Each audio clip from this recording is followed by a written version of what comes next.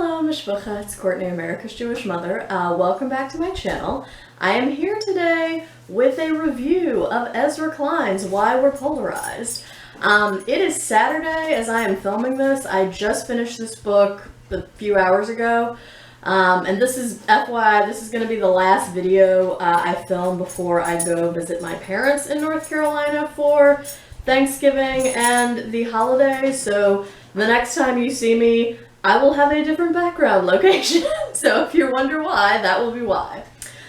So anyway, I thought I would do a full-length review of this book. One, because it is a very good book, and two, it was actually requested that I do a full-length review of this book. So there you go. So I'm pretty much just going to give you a rundown of kind of what I feel like are the most important takeaways from the book, because I feel like if that doesn't convince you to read the whole thing, I don't really know what will. So Klein starts off by basically saying that Trump's election was not actually an aberration, even though a lot of us believe that it was. And people pretty much voted for him just because his name had an R next to it on the ballot. Because the thing about voting, and Klein explores this idea of what he calls negative partisanship more fully in the book, the thing about voting is that we don't necessarily so much vote for our own side as much as we vote against the other side. And given that Obama had been in office for 8 years and Republican voters had basically been primed to believe that he was this, illegitimate secret Kenyan Muslim socialist president, so they've been primed to believe that by the media that they watch and listen to and consume. And those same voters harbored an equal, if not, some sort of equivalent, if not even greater hatred for Hillary Clinton. And that's why they voted for Trump. And it's as simple as that. His name had the R next to it, and therefore that's who they voted for. And that is pretty much the premise that Klein starts off his exploration of political polarization with. He goes on to talk about the psychology behind group identity formation. There was a very famous study conducted in 1970 by a man named Henri Tajfel, who was a Polish Jew. And this study has been replicated both by Tajfel and by other people since him over time in various conditions, but it still holds true about how easily we sort ourselves into us versus them categories. And it's not even so much that we're being manipulated into doing so, we just do it automatically. So I actually wanted to read you that section because it's one of the things I found most interesting in this book. 64 boys between the ages of 14 and 15 were invited to Tajfel's laboratory. The children all came from the same school, so they came into the experiment knowing one another, already belonging to a community together. In the study's first portion, the boys were told the researchers wanted to test visual judgment. They were shown clusters of dots and asked to estimate how many they saw. They then sat and watched as the researchers busily pretended to score their work. Then the researchers said they wanted to take advantage of the boys' presence to run another test, one that was in no way related to the first. To make life simpler, they said they were going to sort the boys into groups based on whether they had guessed high or low in judging dots in the previous study. In reality, this was fiction. The boys were split completely at random. The new task consisted of handing out a limited amount of real money to the other boys in the study. The boys never gave themselves money, they were just allocating it to others. But they could see whether they were giving it to members of their group, the high or low dot scoring group, or the out group. It is worth pausing here to emphasize the absurdity of the situation. 64 boys, all from the same school, were brought into a lab and sorted into groups based on a meaningless characteristic, how accurately they estimated dots on a screen that wasn't even true. Then they were moved into a different study that had nothing to do with dots at all, where they were giving away money, none of which they would ever get. It was the lightest test of group identity possible. It was so light, in fact, that Tajfel did not expect it to generate group behavior. His idea was to establish a baseline of no intergroup behavior and then to add variables cumulatively, to see at what point intergroup discrimination occurred. In other words, this first experiment with the silly categorization was meant to be below the bar at which collective identity took hold, so Tajbel could then add stronger cues and pinpoint what it took to make people see themselves as part of a group.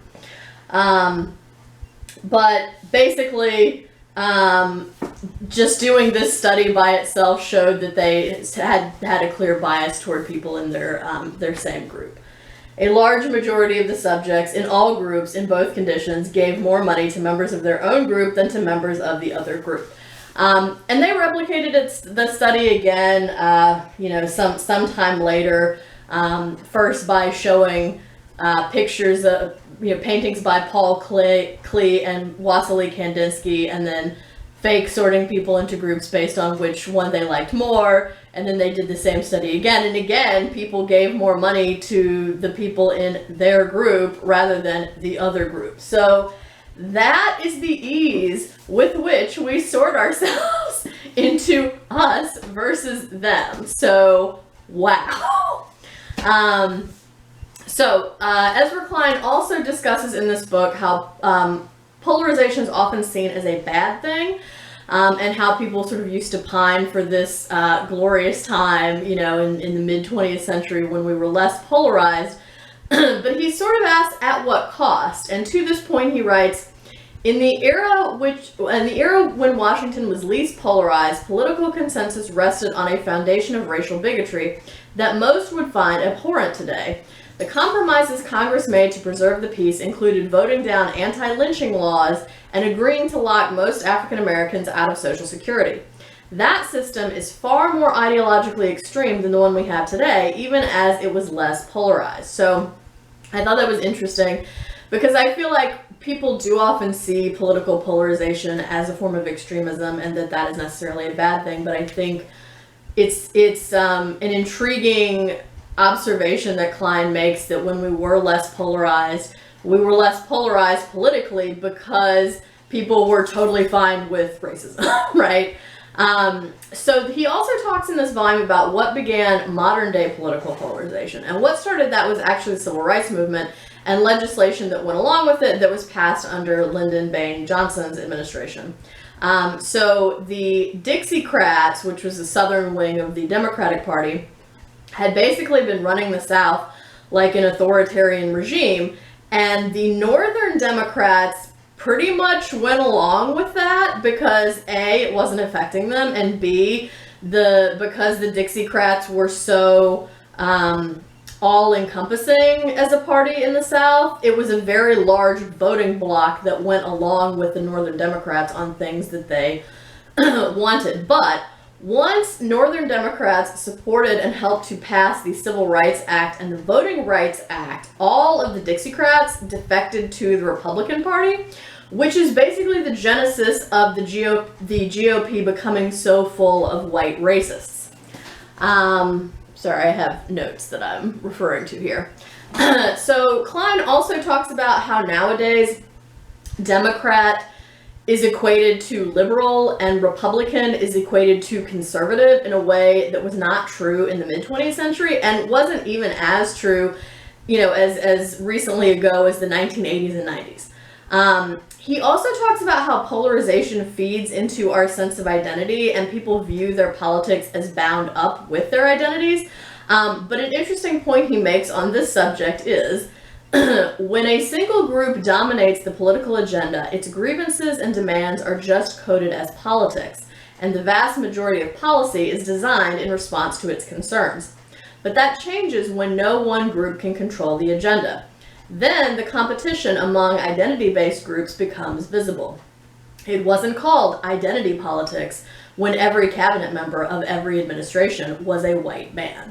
So essentially Klein is pointing out here and with this line or with these sentences that, people talk about identity politics and how that's causing polarization and is such a terrible thing and blah, blah, blah, that kind of stuff today. But it was still identity politics when everything was run and controlled by white men. Just no one outwardly acknowledged that fact. So he, in the second part of the volume, kind of talks about how politics have become so polarized in recent years that it has caused political gridlock because both parties and candidates are concerned with keeping power. And so then they have to appeal to the most polarized, because these are also the most involved segment of voters. And when one party doesn't have power, it basically does everything it can to obstruct the party with power rather than being open to bipartisanship, cooperation, or compromise of any sort.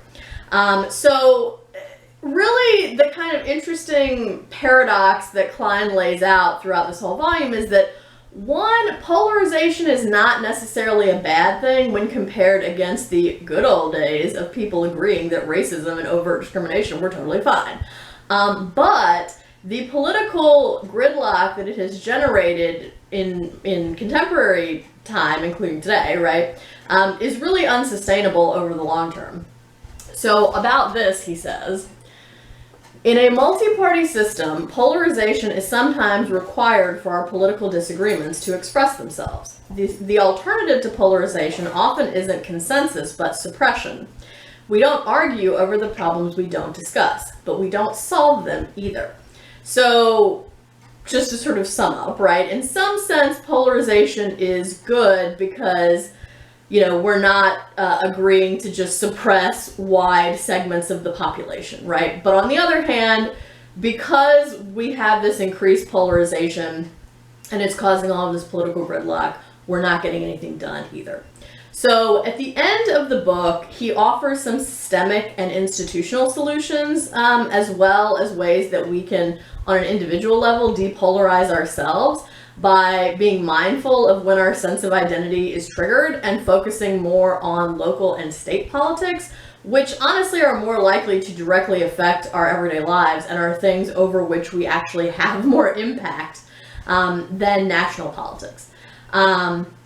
So overall, I really liked this book. I thought it was well researched and it was incredibly insightful into both human psychology and contemporary American politics. I don't know if I already said this, but I rated this 4.5 stars.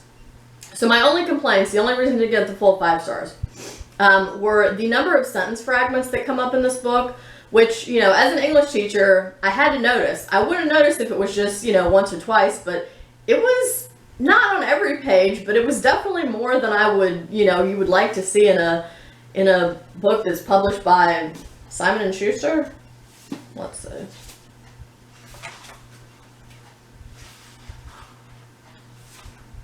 Avid Reader Press. Are they? Yeah, they're a division of Simon & Schuster. All right, anyway, so more grammatical errors and sentence fragments than you should see in a finished work, right? This totally should have been caught by an editor. And the second thing that sort of detracted me from giving the full 5 stars is that Klein is really like super heavy into politics. He's a giant political nerd. But he explains a couple of complicated concepts, including the debt ceiling. And he tried to explain how it worked, but I didn't really totally understand it. And that could just be me, because as soon as people start talking about finances and economics, my eyes just glaze over and I am transported back to when I used to live in Auburn and do bar and bat mitzvah tutoring for students. I had this one student who when we were studying for her bat mitzvah, she just sort of dramatically sighed, "Oh, I'm so bored." And so now I think of that, I'm just like, oh God, I'm so bored. So anytime I hear anything about, you know, money, finances, economics, my retirement plan, anything like that, my eyes just glaze over. I'm just like, oh God, I'm so bored. So possibly it's not Klein's fault that I didn't understand the debt ceiling, but you know, whatever. But otherwise, I highly recommend this book if you have an interest in politics or an interest in human psychology, or both.